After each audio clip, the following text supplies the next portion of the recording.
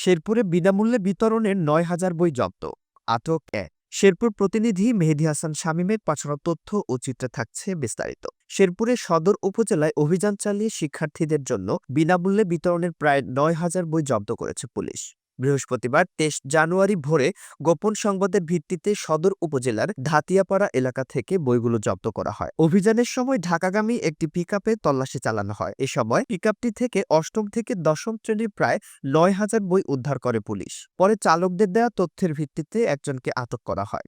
যারাই জড়িত থাকুক, সরকারের যেহেতু ভাবমূর্তির একটা বিষয় এখানে জড়িত, আমরা তাদের আইনের আওতায় নিয়ে, আর যতটুকু জানা গেছে বইগুলো ঢাকা নিয়ে যাওয়া হয়। ডেস্টিনেশনটা আসলে একেবারে স্পেসিফিক না, ঢাকায় একজন ব্যক্তির কাছে নিয়ে যাওয়া হচ্ছিল। তদন্তের স্বার্থে আমরা নামটা প্রকাশ করছি না, যাতে আমরা ওই ব্যক্তিটাকেও আইনের আওতায় নিয়ে আসি। আটককৃত ব্যক্তির নাম মাইদুল, তার বাড়ি রৌমারী বলে, কুড়িগ্রামের রৌমারী বলে।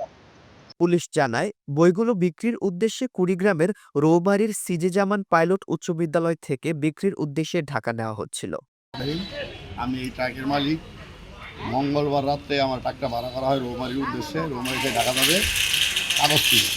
এই কথা বলার পরে আমি আকরাম দালালে আমার গাড়ির টিপটা দেয়, আমি গাড়িটা পাঠাই। আমার গাড়িটা রৌমারী বাজার থেকে স্কুল থেকে লুড হয়, হওয়ার পরে আপনার গিয়ে শেরপুর উদ্দেশ্যে রওনা দেবে, ঢাকার উদ্দেশ্যে রওনা হয়েছে। রওনা হওয়ার পরে আমার ড্রাইভার বক্সিগঞ্জ এসে বলে যে গাড়ি তো চালান কপি নাই, চালান কপি না থাকার কারণে আমি বললাম যে তাহলে গাড়ি বাস স্ট্যান্ডে নিয়ে আসো। পরে আমার ড্রাইভার সব বাস স্ট্যান্ড নিয়ে আসা আর বাসার সামনে নিয়ে ঘুম পারে। বেলা 1টা-1:30টার দিকে ঘুমে উঠার পরে আমার ড্রাইভার সঙ্গে যোগাযোগ করি।